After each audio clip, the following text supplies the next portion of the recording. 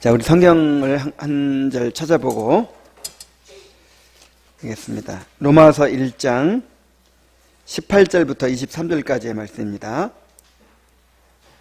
로마서 1장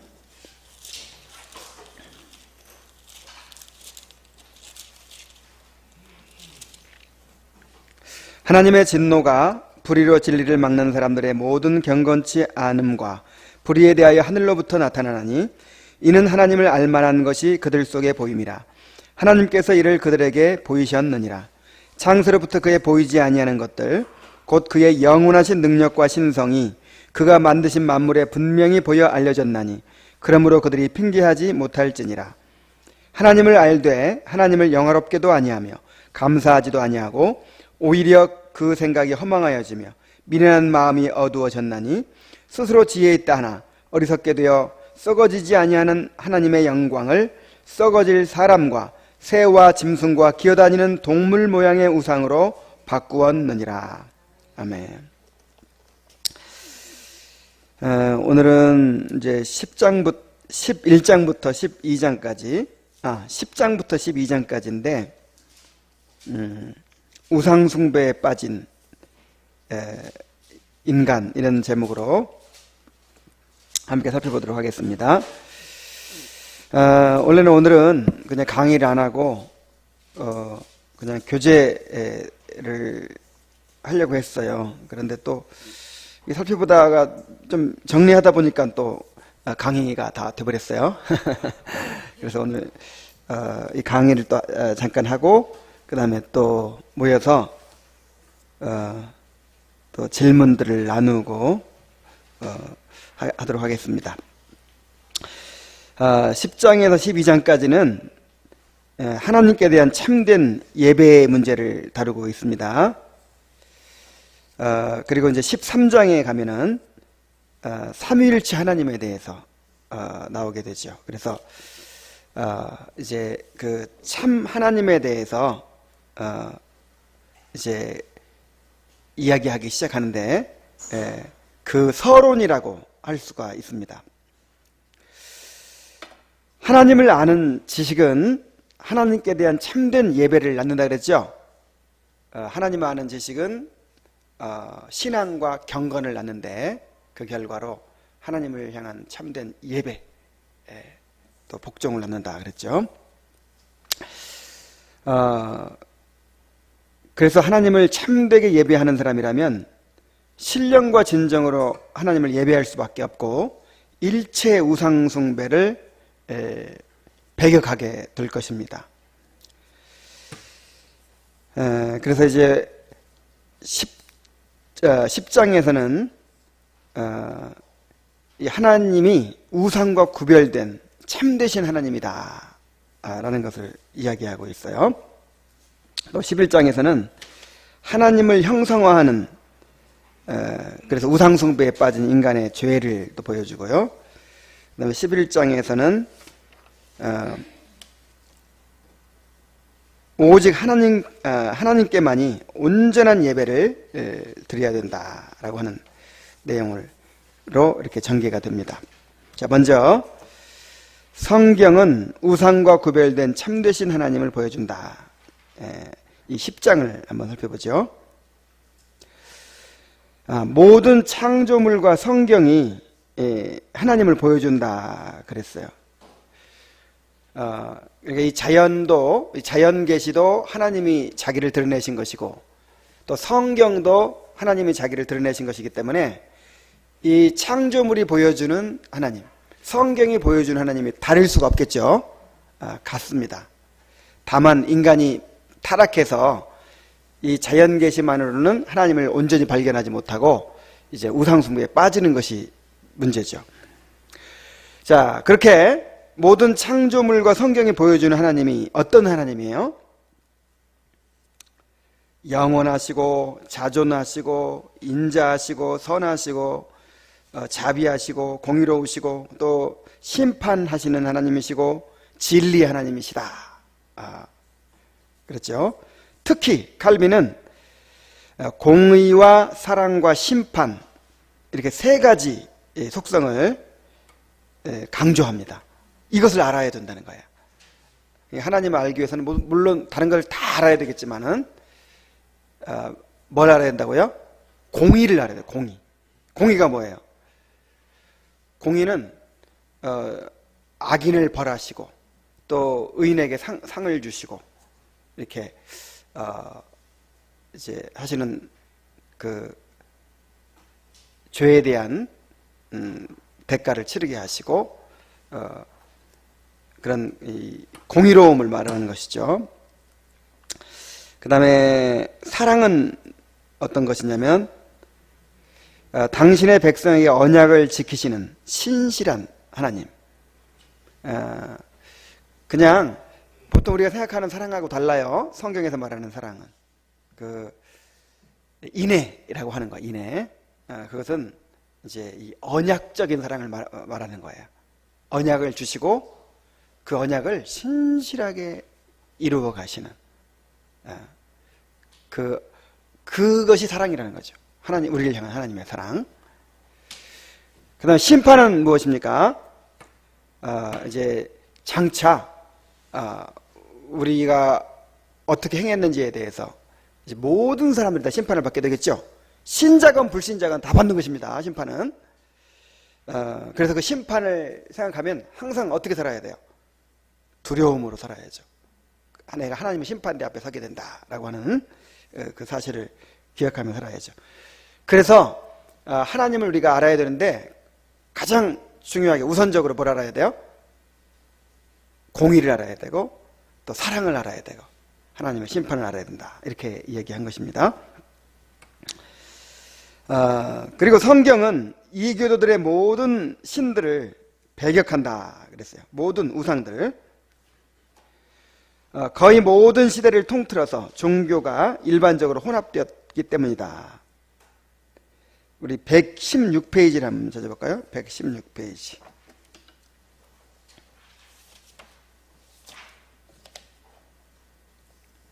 중간쯤 보면은 그러나 이교도들은 한 사람의 예외도 없이 그들의 허망함으로 인하여 자기들이 만들어낸 거짓 신에게 이끌려 하나님을 깨닫는 참된 지각들이 완전히 사라져버렸으므로 혹시 유일하신 하나님에 대해서 그들이 본성적으로 무언가를 느꼈더라도 그 모든 것들은 그저 그들로 하여금 변명하지 못하도록 해주는 것 외에 아무 가치도 없는 것이다.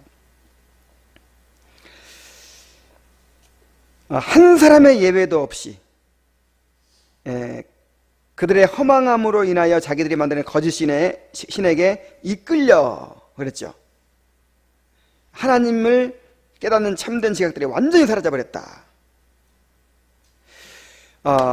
이 자연계시 자체가 문제가 있는 건 아니에요. 그죠? 물론 이제 훼손되긴 했지만 이 자연계시는 여전히 하나님을 보여주고 있어요.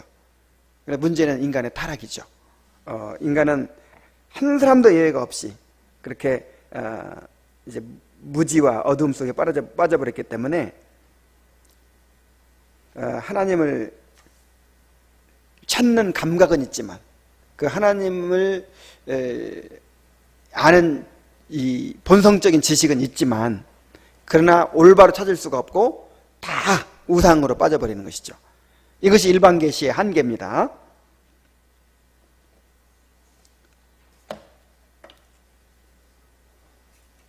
그래서 이제 하박국 선지자를 인용해서 하박국 선지자는 모든 이제 우상들을 정죄한 후에 성전에서 그의 성전에서 하나님을 찾으라 그렇게 이야기를 했다고 말하고 있습니다.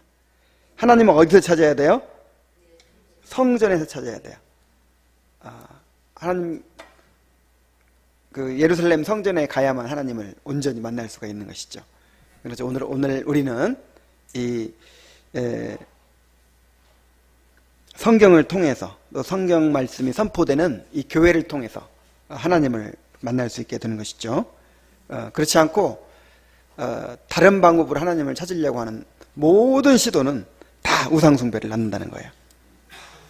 자, 이제 11장에서는 하나님을 형상화하는 죄, 우상으로 만드는 죄에 대해서, 우상 숭배의 죄에 대해서 다루고 있습니다.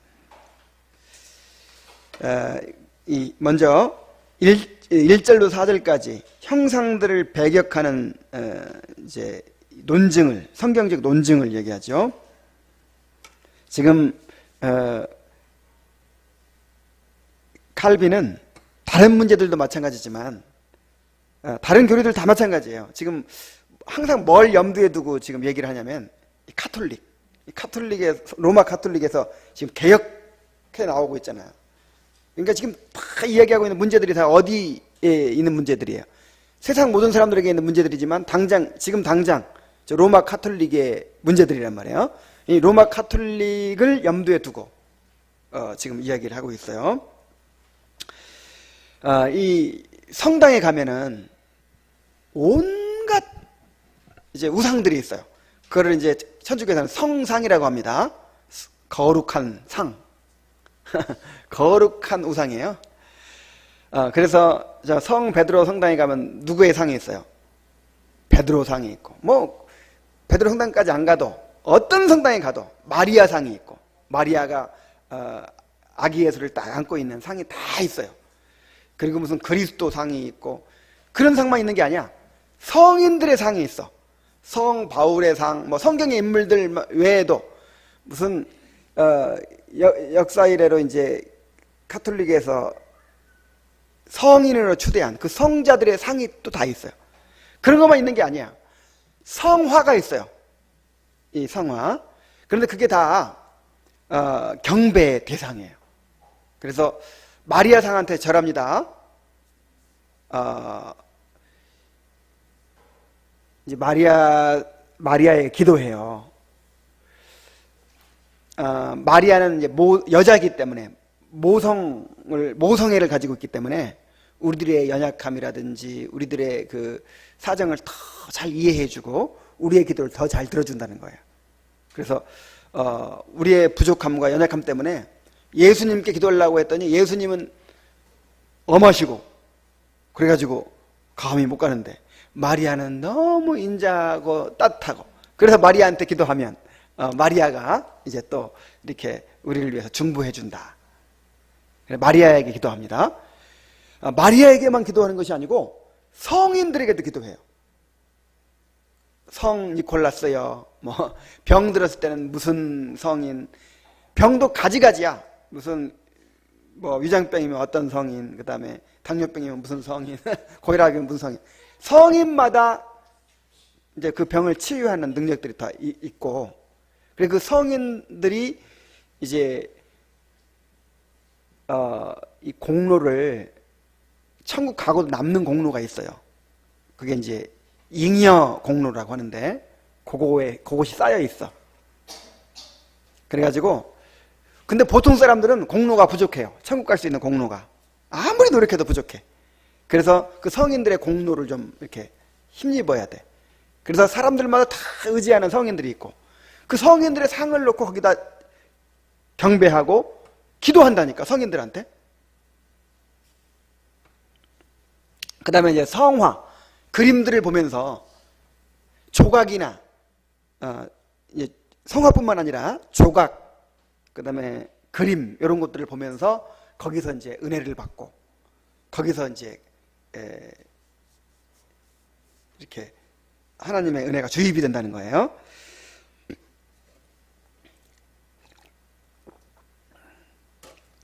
그래서 그 카톨릭 가면 완전 이건 이교도의 소굴 같아요.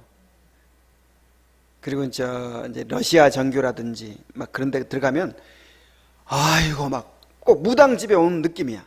온갖 그림들, 조각들, 뭐 그런 휘황찬란한 그런 것들이 장식되어 있고, 정말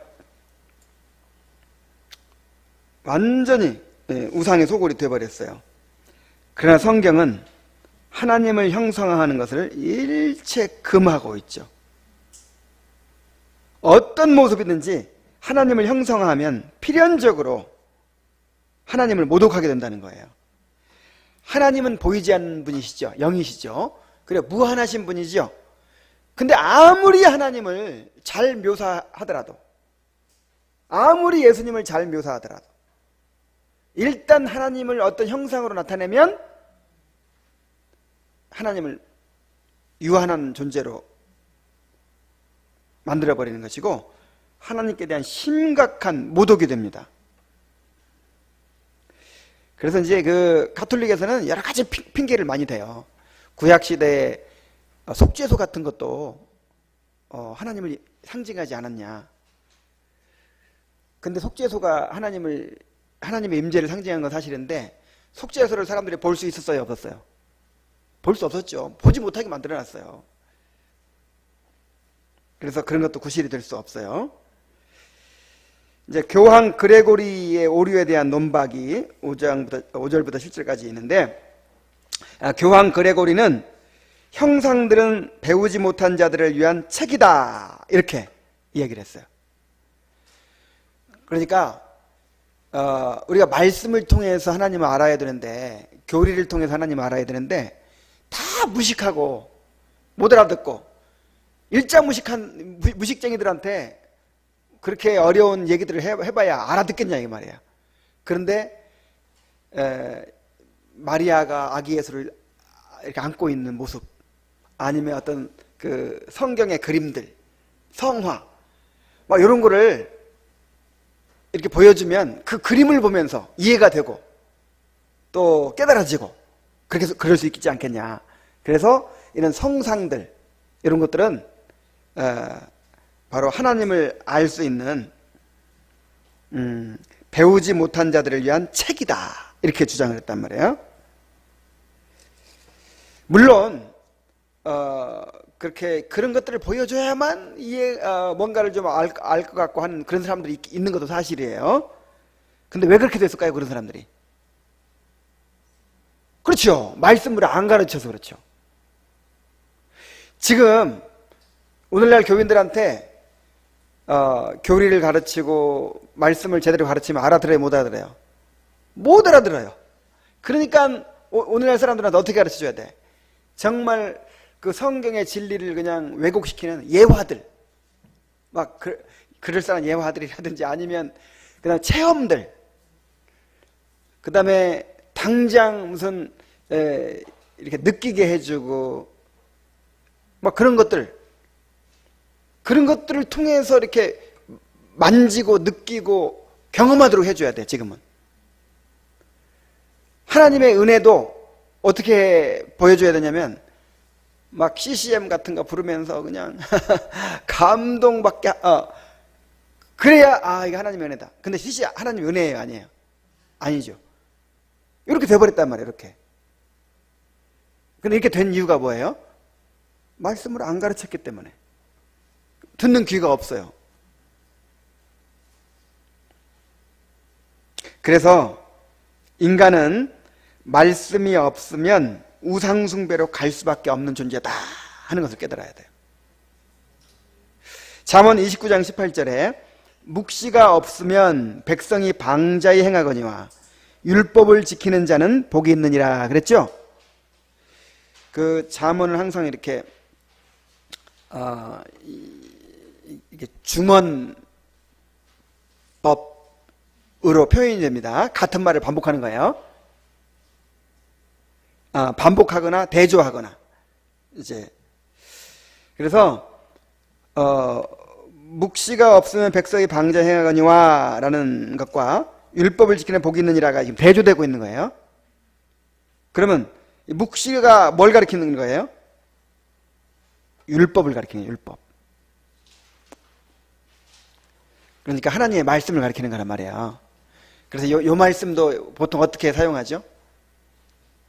영어로 이제 이거를 비전이라고 이렇게 번역한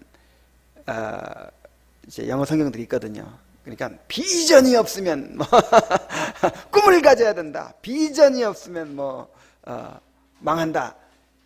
이런 식으로 이거를 또 이 구절을 잘못 해석하는데 그게 아니고 여기서 묵시는 뭘 가르쳐요?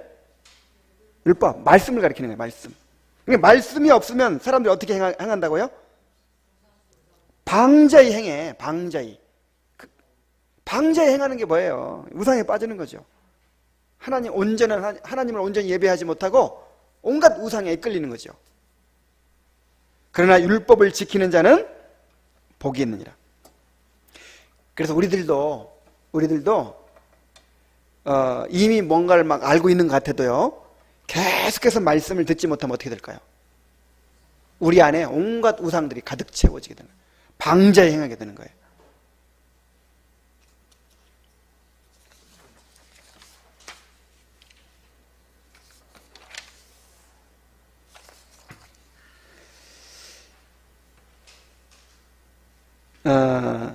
이 예배 부패의 기원이 되는 조각과 회화, 8절부터 16절까지에서 이렇게 이 내용을 이야기하고 있습니다.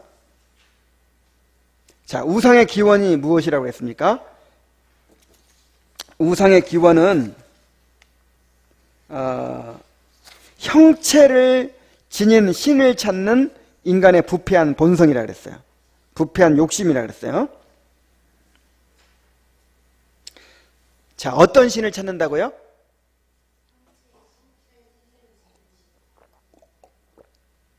자, 이스라엘 백성들이 애굽 땅에서 나왔을 때, 이제 나와서 시내산에 이르렀을 때, 모세가 율법을 받기 위해서 시내산에 올라갔어요. 40일 동안. 그때 이스라엘 백성들이 완전히 그냥 요즘 말로 하면 멘붕에 빠졌어. 왜 멘붕에 빠졌을까요?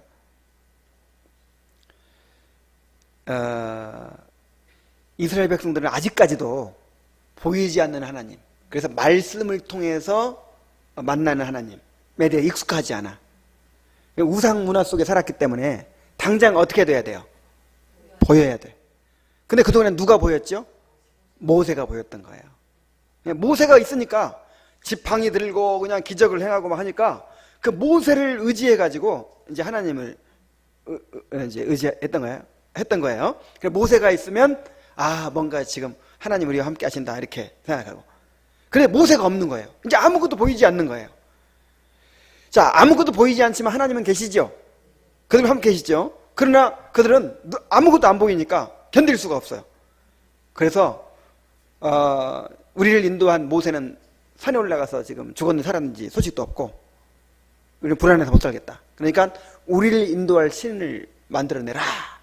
그러니까 아론이 그럼 금을 다 가져와라 해가지고 금으로 뭘 만들었어요? 금송아지를 만들었어요. 이제 당시 그 신들 중에서 송아지 모양으로 된 신들이 있었기 때문에, 그래서 금송아지를 만들어 놓고 너무 좋아하는 거예요. 그 금송아지를 이렇게 이제 제단에 올려놓고 예배하는 거예요. 송아지. 너무 기뻐가지고 뛰고 춤추고 막 난리가 났어요. 근데 그 금송아지가 전혀 다른 신이 아니야. 우리를 애굽에서 인도하여낸 신이로다. 하나님을 보이는 하나님으로 만든 거예요. 아까 로마서에 있는 말씀처럼, 자, 하나님을 무슨 형상으로 만들었어요? 짐승의 형상으로 만들었어.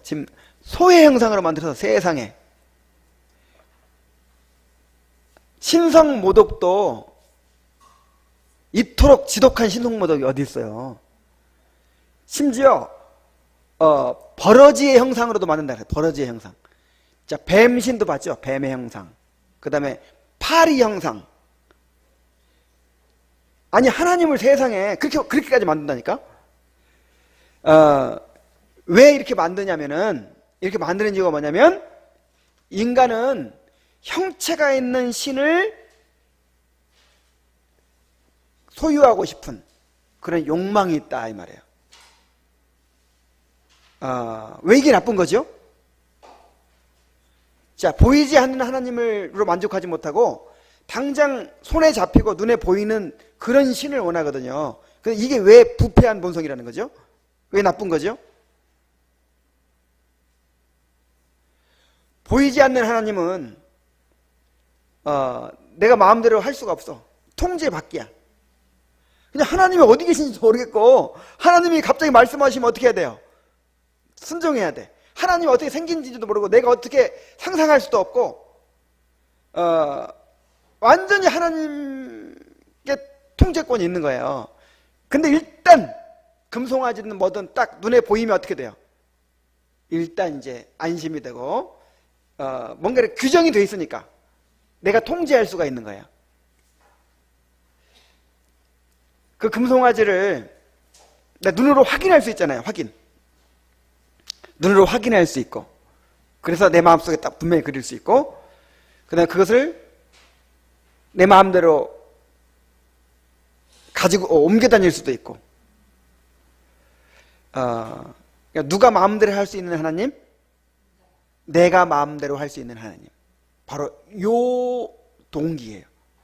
우상을 찾는 동기가 뭐냐면 내가 마음대로 할 수 있는 하나님, 내 마음대로 부릴 수 있는 하나님, 그런 하나님을 찾는 본성이 우리에게 있단 말이에요. 그래서 끊임없이 이런 하나님을 만들어냅니다. 그래서 인간을 칼빈은 뭐라고 불렀냐면 우상 제조 공장이라 이렇게 불러요. 얼마나 참 기가 막힌 표현입니까? 우리 인간은 무슨 제조 공장? 우리 인간의 마음은 우상 제조 공장이에요. 이거 딴 사람 얘기하는 거 아니에요. 바로 우리들 얘기하는 거예요. 인간은 우리 128페이지를 한번 읽어봅시다.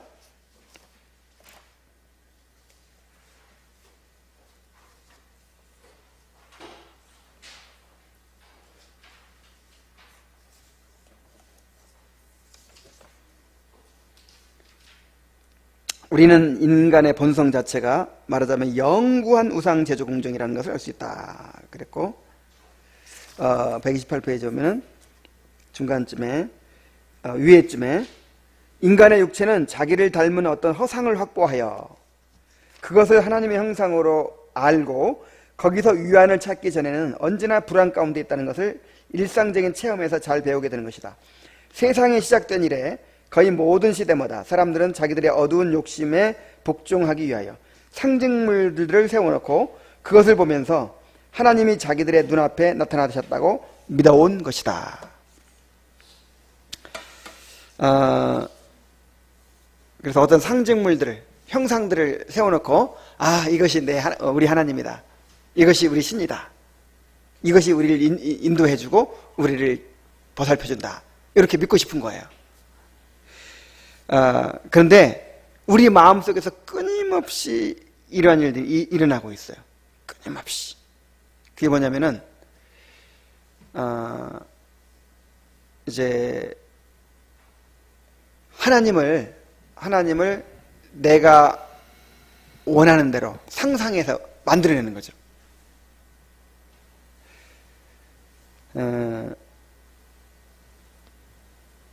나는 하나님 없이는 못 산다고. 그러면서 하나님을 찬양하면서 눈물 흘리고 그렇게 감격해하고 그냥 하나님 없이는 못 산다고 그렇게 하나님을 좋아하고 이런 사람들, 그게 진짜 신앙 같죠? 막 찬양 집회나 무슨 부흥회 같은 데 가가지고 내 모든 기도를 들어주시는 하나님, 나의 작은 신음에도 응답하시는 하나님, 또 내 모든 것을 다 채워주시는 하나님, 막 그렇게 지금 자기가 그렇게 만드는 거예요. 그렇게 상상하고 만들어가지고 그 만드는 하나님으로 인해서 감동받고 기뻐하고 즐거워하는 거예요. 그래서 이제 슐라이어 마커라고 하는 이 자유주의의 아버지 격인 이 사람은 그 인간의 기독교 신앙에 대해서 어떻게 얘기했냐면 절대 의존 감정이다. 신에 대한 절대 의존 감정이다.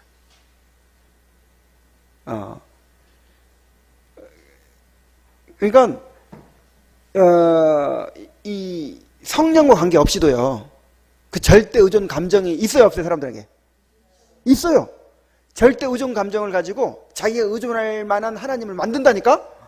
그 만드는 걸 누가 도와줘? CCM 찬양이 도와줘.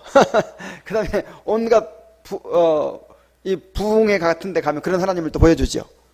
그리고 왜곡시켜, 하나님 우리에게 딱 맞고 죄 지어도 괜찮고 그냥 우리가 원하는 걸 다 들어주고 막 이런 하나님을 막 보여주잖아요.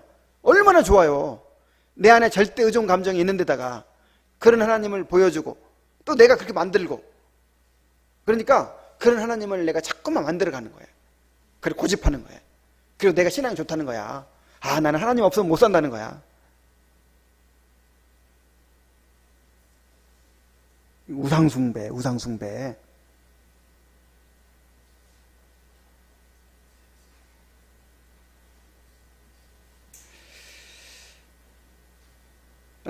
그래서 우리가 하나님을 제대로 알지 못하면 우상숭배에 빠질 수 없다는 걸 알아야 돼요.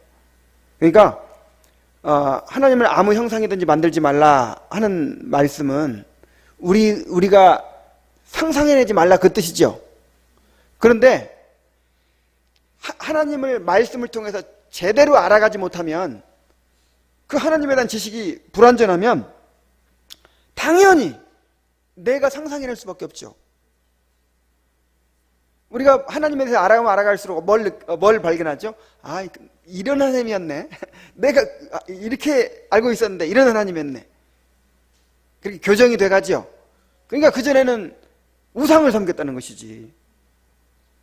내가 상상해낸 하나님, 내가 왜곡시킨 하나님을 하나님이라고 그렇게 섬겨온 것이죠. 하나님을 우리가 정말 알아가야 돼요. 하나님을 알지 못하면 자동으로 우상숭배할 수밖에 없다는 걸 깨달아야 됩니다. 정말 그 하나님을 알려고 하지 않는 것은 정말 이게 죄예요. 하나님을 알지 못하는 것이 악이요 고통이라 그랬어요. 하나님을 경외함이 없는 것이 악이요 고통이라 그랬어요.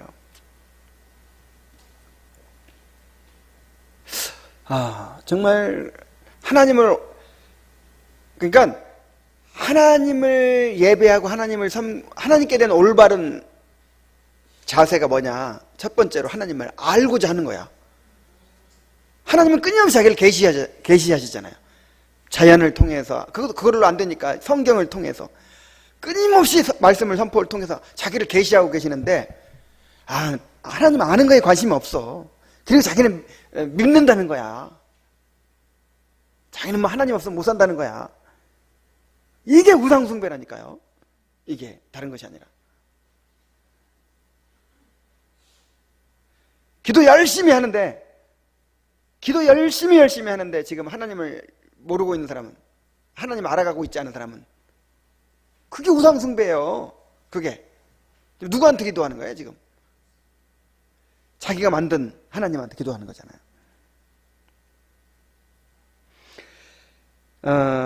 이 형상의 사용은 우상숭배로 이어진다 그랬죠. 128페이지. 자, 9절에 이처럼 헛된 것이 형성되면, 이런 물리적인 것이든 마음의 상상으로든 헛된 것이 형성되면 곧바로 숭배가 뒤따르게 된다. 형상들 속에서 하나님을 바라본다고 생각하자 사람들은 그것들 속에서 그를 예배하게 된 것이다. 일단 형상들이 만들어지면 그에 대한 숭배로 이어진단 말이에요. 숭배로. 사람에게는 뭔가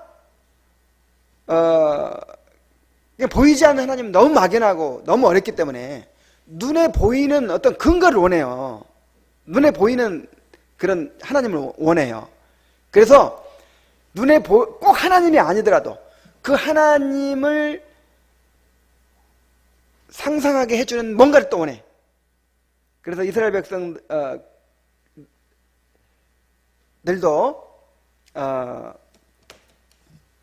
이제 모세가 없으니까 이제 그렇게 막 불안해했던 거예요.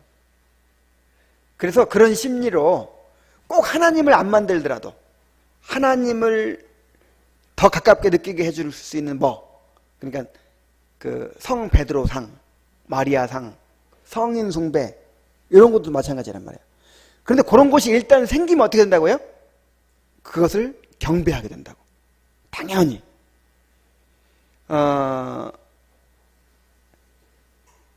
이 사람은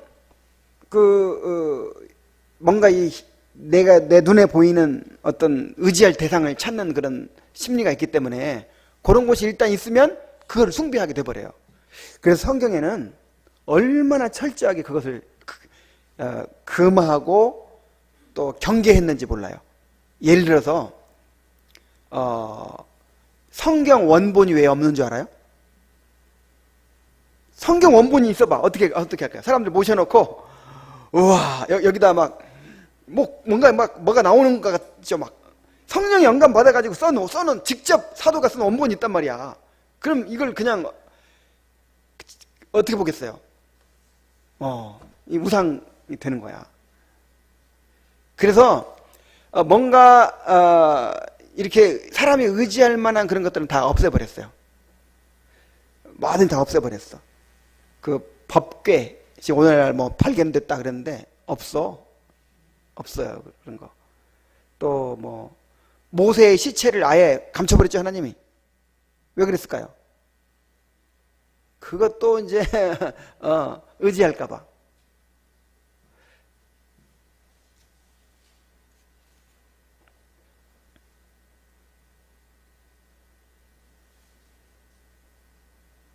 그래서 여기 이제 이런 십자가도 안 거는 이유가 있어요.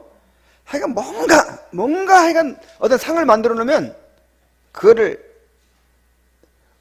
그거 있으면 더 거룩하고 없으면 덜 거룩하고 이렇게 생각하는 것 자체가 벌써 그거를 의지하고 있다는 것이죠.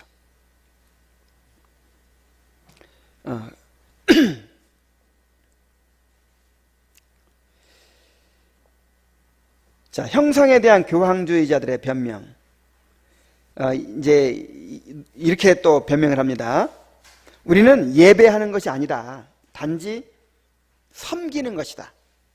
봉사하는 것이다. 그렇게 그 천주교인들한테 당신들은 왜 우상 숭배합니까? 그러면 코웃음 쳐요. 뭘 모르고 하는 얘기라고. 우리는 우상 숭배가 아닙니다. 이거 우상이 아닙니다. 이것은 우리는 예배하는 것이 아니고 예배는 오직 하나님께만 하고 우리는 이 베드로 상이나 뭐 성인들 상에다가 단지 뭐 하는 것뿐입니다. 그냥 섬기는 것입니다. 섬기는 거. 봉사하는 것입니다.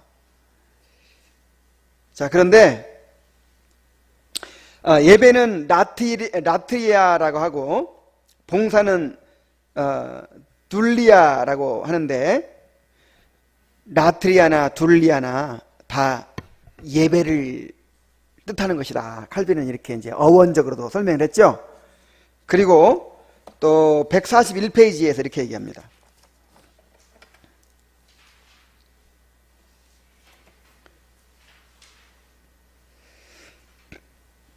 맨 위에 둘레이아는 종으로서 봉사요, 라트레이아는 예배다.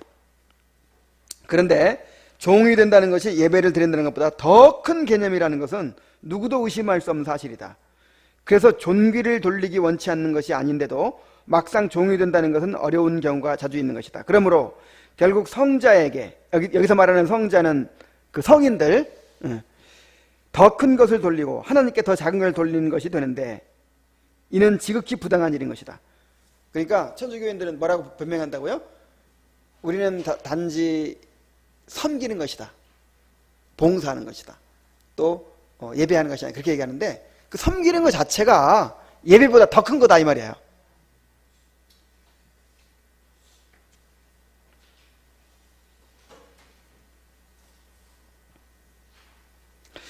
그렇다고 해서 그럼 형상을 절대 만들면 안 되느냐?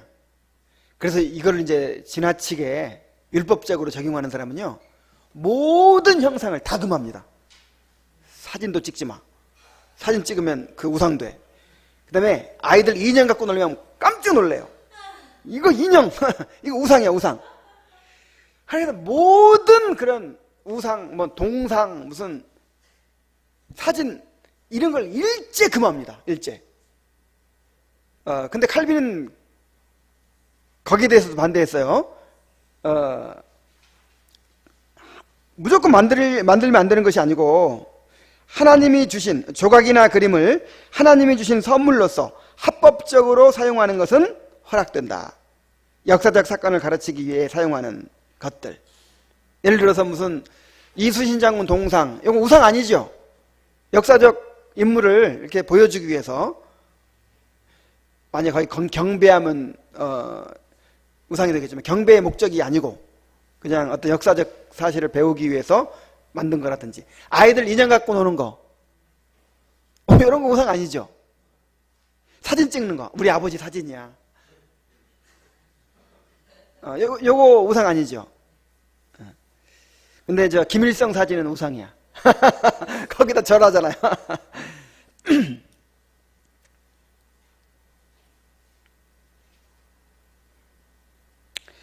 자, 형상은 순전한 신앙을 타락시킨다. 133페이지 한번 보겠습니다.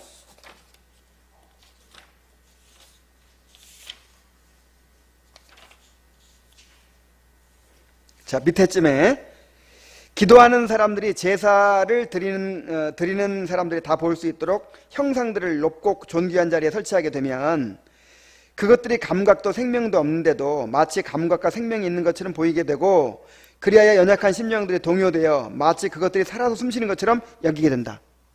사람에게 이런 심리가 있다니까요. 꼭 이런 심리가 있어요. 예수님 사진 하나 걸어 놔 보세요. 그러면 마치 꼭 예수님 나를 보는 것 같고 의식이 되고 그러게 돼요. 근데 참 이제 생각난 김에 얘기하자면, 예수님 사진, 예수님 그림 이런 것도 안 좋은 거예요. 하나님에 대해서는, 예수님에 대해서든 뭔가 일단 뭔가 그림을 그려놓든지 뭔가 형상을 만들어 놓으면 아무리 잘 그리더라도 왜곡시킬 수밖에 없고, 그 다음에 또 제한시키잖아요. 그래서 그런 거 별로 좋은 거 아닙니다. 예수님 사진 방 안에 걸어놓으면 뭔가 좀 더 좋을까, 그런데 이게 좋은 거 아니에요.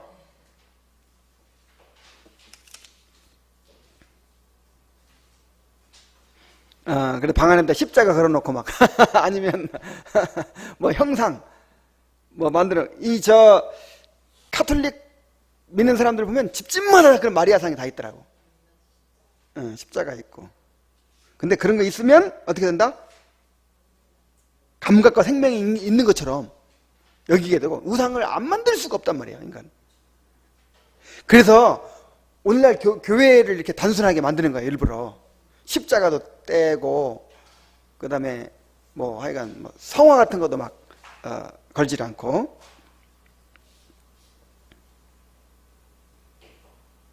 자, 마지막으로, 하나님은 우상과 구별되며 오직 하나님만이 온전한 예배를 받으셔야 한다. 자, 유일하신 하나님께만 종기를 돌려야 되죠. 하나님께 돌려야 할 것들을 다른 것에 돌리게 되면 안 된다는 거예요. 138페이지. 이게 아주 중요합니다. 이게 제일 중요해요. 138페이지에서 하나님의 신성에 속한 것은 절대로 다른 것에게 적용시켜서는 안 된다. 자, 이게 그러니까 이제 우리한테는 어떻게 적용이 되냐면요. 예를 들어서 우리가 의지할 대상이 누구예요? 하나님이죠. 그런데 의지, 내 마음을 온전히 의지한다. 요건 하나님께만 해야 되죠.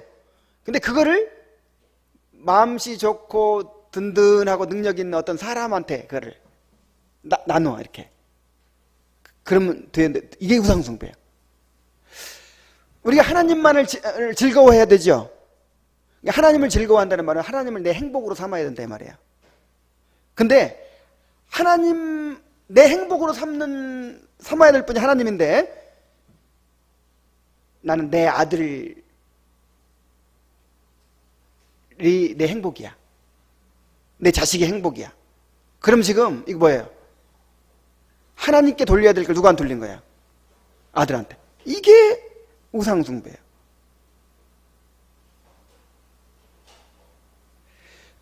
오직 하나님만 의지하고 하나님만 즐거워해야 되는데, 내가 다른 것에 그거를 돌리면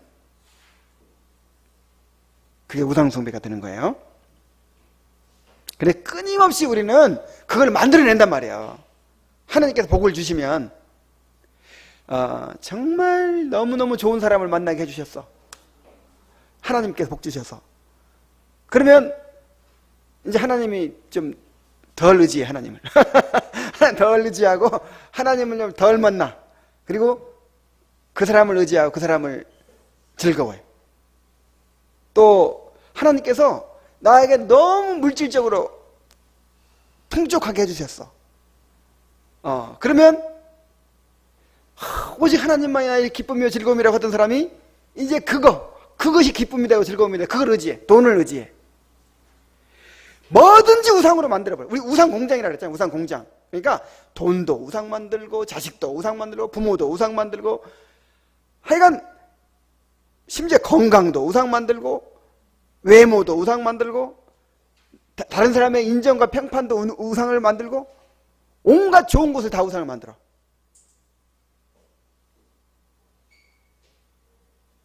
자, 그리고 또 중요한 게 있는데 하나님을 버리지 않더라도 다른 것들을 함께 섬기는 것이 바로 우상숭배입니다. 그러니까 이스라엘 백성들이 우상숭배가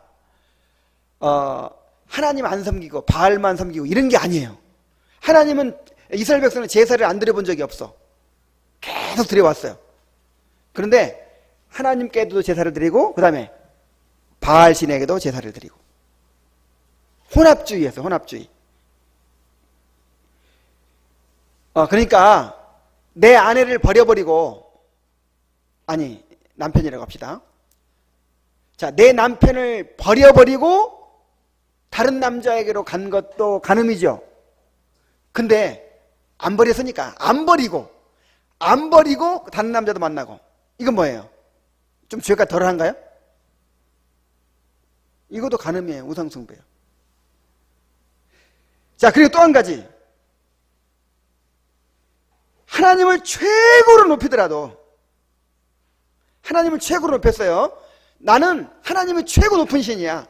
하나님께만 최고의 영광과 존귀를 돌려. 근데 두 번째 영광을 누구한테 돌려? 그러더라도 이게 우상숭배랍니다. 그러더라도. 다시 말하면 난 남편을 최고 사랑해. 남편을 최고 사랑하는데 근데 그 다음으로 사랑하는 남자가 또 있어. 그럼 뭐예요? 이것도 우상숭배란 말이에요. 하나님의 진노를. 그러니까 비교 대상이 없어야 돼. 그냥 오직 하나님은 유일하시니 우리의 예배를 받으실 분은 오직 하나님밖에 없는 거예요. 하나님. 우리 삶에서 끊임없이 우상 제조 공장이기 때문에 우리 마음에서 끊임없이 우상이 만들어지고 있죠. 그 우상을 끊임없이 다 버려야 돼요. 이스라엘 백성들이 조금 몇 년 지나면 벌써 우상이 가득 쌓여 있다니까. 그러면 이제 회개하고 막 그럴 때 어떻게 해요? 우상 싹 버리고 이제 깨끗이 정리됐어. 근데 또 얼마만큼 지나면 우상이 또 가득해. 집집마다. 이런 것처럼 우리 마음이 마찬가지야. 우리가 주일날 예배에 하나님께 나와가지고 우상을 싹 버리죠. 온전히 우상을 버리고 정말 은혜 받고 오직 하나님 한 분께만 이제 우리 자신을 봉헌하는 거야. 그게 예배죠. 그리고 이제 집에 돌아가면 자꾸 막 우상이 막 쌓이기 시작해. 돈이 우상이 되고 막 일이 우상이 되고 막 이 세상에서 편안하게 사는 것이 우상이 되고 막 자꾸 막 우상이 쌓여가는 거야. 그래서 그 우상들을 끊임없이 내어버리고 오직 하나님만을 섬기는 그런 사람들이 되어야 됩니다. 자, 마지막으로 142페이지 한번 봅시다.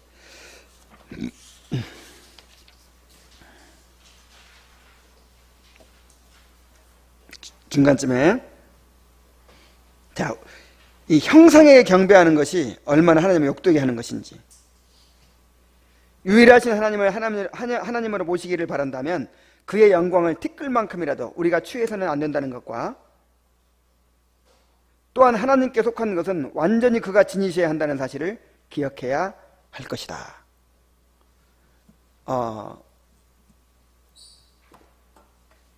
오직 영광은 누가 받아야 돼요? 하나님.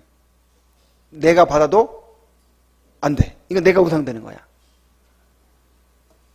오직 하나님께만.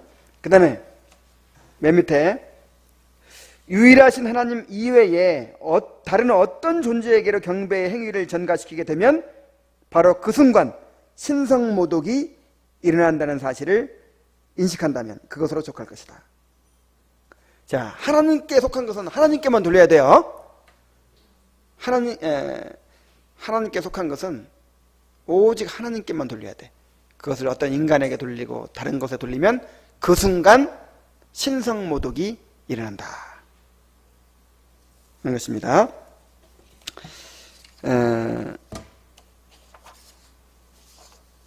그래서 하나님을 올바로 알지 못할 때 이렇게 될 수밖에 없어요.